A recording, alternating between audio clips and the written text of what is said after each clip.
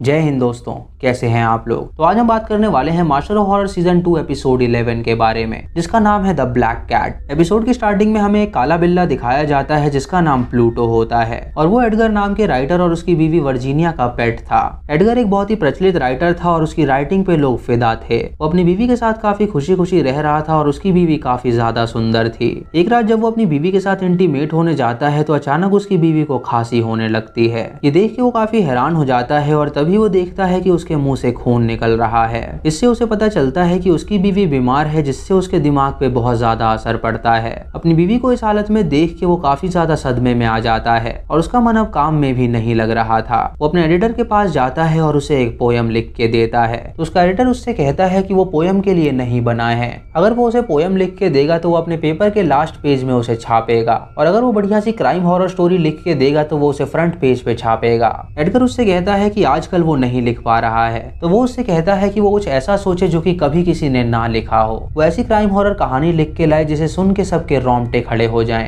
ये सुन के एडगर उसका गला पकड़ लेता है और उससे कहता है कि वो एक क्राइम स्टोरी लिखने वाला है जिसमें एक राइटर ने अपने एडिटर को जान से मार दिया है। तभी वो होश में आता है और देखता है कि वो बस ये सोच रहा था। वो अपने एडिटर से कुछ पैसे उधार मांगता है ताकि वो अपनी बीवी के लिए कुछ दवाइयां ला सके। उसका एडिटर उससे कहता है कि अगर वो हॉरर स्टोरी लिख रहा है तो वो उसे कितना भी उधार देने के लिए तैयार है। वो उसे पैसे देता है जिससे वो अपनी बीवी की दवाई नहीं लाता, बल्कि वो एक बार में जाता है और ढेर सारी दारू पीता है। उस बार का ओनर उसके पास आता है और उससे कहता है कि वो उधार में इतनी सारी दारू उसे नहीं दे सकता। उसे बाहर फेंकने के लिए ले जाता है और तभी वहाँ पे एक और राइटर आता है जिससे एडगर कुछ उधार मांगता है और उससे कहता है कि वो उसके पैसे जल्दी लौटा देगा। वो राइटर उसकी नहीं सुनता और वहाँ से चला जाता है। एडगर बार के ओनर से कहता है कि अगर वो एक उंगली पे खड़ा हो पाया तो क्या वो उसे दारू फ्री में देगा। तो बार का ओनर उससे कहता है कि एक उंगली पे आज तक कोई भी खड़ा नहीं हो पाया है और वो एक बार कोशिश करके देखे। उसे लगता है कि शायद वो ये नहीं कर पाएगा। ये सुन के एडगर उससे कहता है कि वो ऐसा कर सकता है। वो उससे कहता है कि वो कहाँ चाहता है कि वो खड़ा होए, तो वो उसे अपनी उंगली से पॉइंट करके दिखाता है कि वो वहाँ पे खड़ा होए, और तभी एडगर उसकी उंगली पे पैर रख देता है और उससे कहता है कि वो उंगली पे खड़ा हो गया।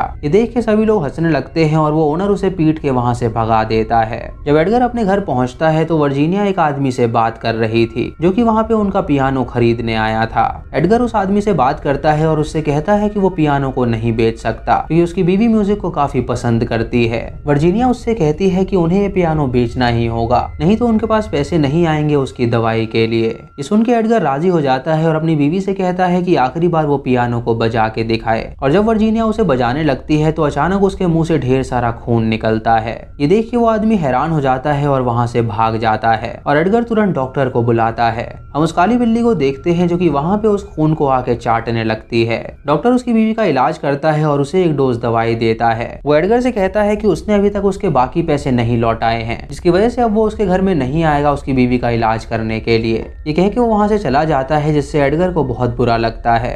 एडगर नशे में धुत होता है और एक एक्स से वो अपनी बीवी का पियानो तोड़ डालता है। तभी उसे उसकी बिल्ली दिखती है जो कि उसके पंछी को खाने वाली थी। वो उस बिल्ली को डांट के वहां से भगा देता है और जब वो पीछे मुड़ के देखता है तो उसकी बीवी अपने पियानो को साफ कर रही थी। ये देख के वो हैरान हो जाता है क्योंकि वो पियानो बिल्कुल सही सलामत था और वो सोचने लगता है कि अभी तो उसने पियानो को तोड़ा था, तो वो इतनी जल्दी ठीक कैसे हो सकता है। वो अपनी बीवी को आराम करने के लिए कहता है और उसे दवाई दे के सुला देता है। उसकी बीवी उससे कहती है कि वो वादा करे कि वो उसके लिए दारू छोड़ देगा और फिर से वो राइटिंग करेगा जिससे वो ढेर सारे पैसे कमाएगा। वो उसको वादा करता है कि अब से वो दारू कभी नहीं पिएगा और रात भर पेपर के सामने बैठ के वो सोचने लगता है कि आखिर वो क्या लिखे।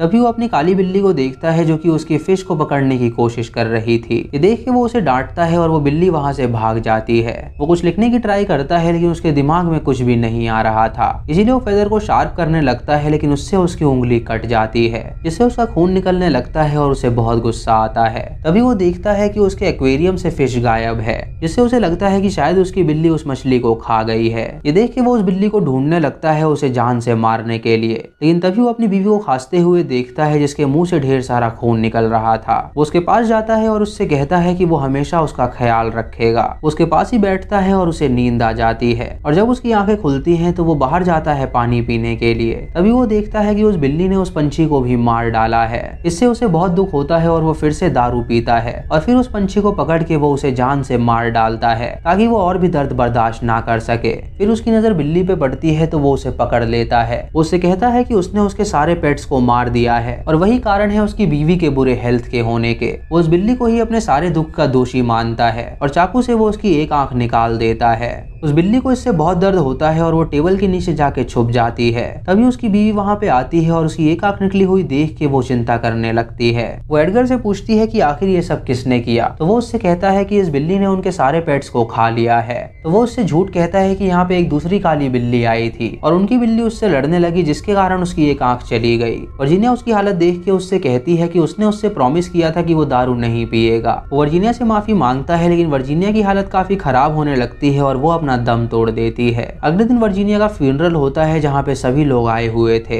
एडिटर उसके पास आके कहता है कि वो उसे कुछ एडवांस दे रहा है ताकि वो वर्जीनिया के फ्यूनरल अच्छे से कर सके और उसके लिए वो जल्दी से एक कहानी लिखे। ये सुन के उसे बहुत गुस्सा आता है और वो सभी लोगों को वहाँ से भगा देता है। वो खुद भी मरने का सोचता है और एक रस्सी को लाता है लेकिन तभी उसकी नजर उस काली बिल्ली पे पड़ती है और उसे लगता है कि यही उन सब का कारण है। वो उस काली बिल्ली को पकड़ता है और उसके गले में फांसी लगा के उसे मार डालता है और उसके बाद उस घर में दारू छिड़क के वो आग लगा देता है। वो अपनी बीवी की लाश के पास जाता है उससे आखिरी बार बाय कहने के लिए और तभी उसकी बीवी की आंखें खुल जाती हैं और वो जिंदा हो जाती है। ये देख के वो काफी खुश हो जाता है और अपनी बीवी की जान बचाता है। उसका मकान मालिक उसे वहां से भगा देता है क्योंकि उसके घर में उसने आग लगा दी थी। जब वो स्ट्रीट्स पे जा रहा होता है तो उसे उस बिल्ली की आत्मा परेशान करती है। वो एक नई जगह घर लेता है और वहां पे अपनी बीवी के साथ रहने लगता है। तभी उन्हें खिड़की से कुछ आवाज आती है तो उसकी बीवी खिड़की के पास जाती है देखने के लिए और जब वो खिड़की खोलती है तो उसके अंदर से उनकी पेट बिल्ली आती है। ये देख के एडगर हैरान हो जाता है और सोचता है कि वो जिंदा कैसे बच गई।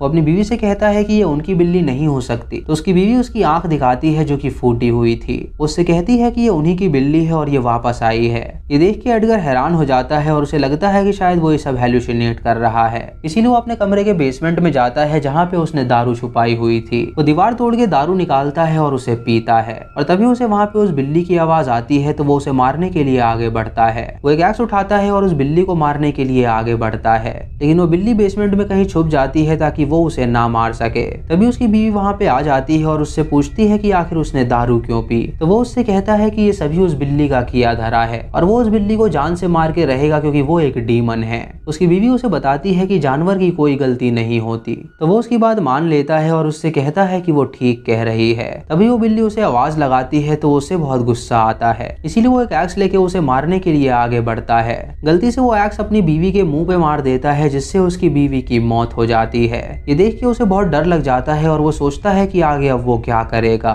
वो बेसमेंट की दीवार तोड़ के अपनी बीवी की लाश को उसके अंदर डाल देता है और उसके बाद उसे ढक देता है ताकि किसी को कुछ भी पता ना चल सके। उसके बाद वो ऊपर जाता है और अपनी राइटिंग करने लगता है लेकिन उसके दिमाग में कुछ भी नहीं आ रहा था। तभी वो अपनी बीवी की कुर्सी देखता है जो कि अपने आप हिल रही थी जिससे उसे लगता है कि शायद उसकी बीवी की आत्मा उसे परेशान कर रही है।